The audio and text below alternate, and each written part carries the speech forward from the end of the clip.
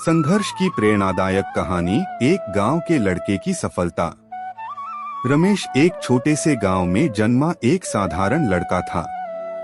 उसका परिवार बहुत गरीब था, लेकिन उसके सपने बहुत बड़े थे। उसके पिता एक किसान थे और मां गृहिणी।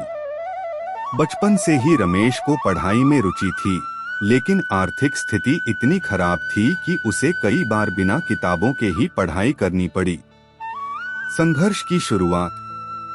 गांव में केवल एक प्राथमिक विद्यालय था, जहां से रमेश ने अपनी प्रारंभिक शिक्षा पूरी की। लेकिन जब उसे आगे की पढ़ाई के लिए शहर जाना पड़ा, तो पैसे की समस्या खड़ी हो गई। उसके माता पिता उसकी पढ़ाई का खर्च नहीं उठा सकते थे। रमेश ने हार नहीं मानी। उसने गांव के ही एक दुकानदार के यहाँ काम करना शुरू किया और अपनी पढ़ाई जारी रखी। मेहनत और कठिनाइयाँ। शहर में आकर उसे कई परेशानियों का सामना करना पड़ा।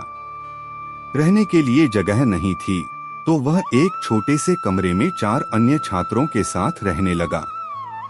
दिन में कॉलेज जाता और रात को पार्ट टाइम काम करता।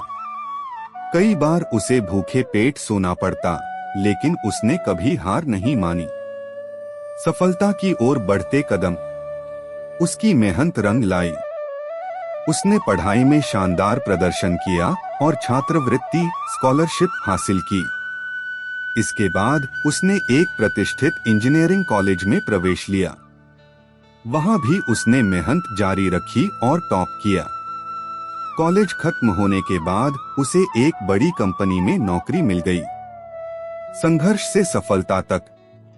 आज रमेश एक बड़ी मल्टीनेशनल कंपनी में उच्च पद पर कार्यरत है। उसने अपनी कड़ी मेहनत और लगन से अपने सपनों को साकार किया।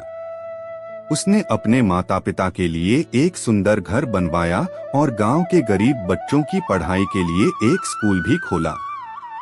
शिक्षा।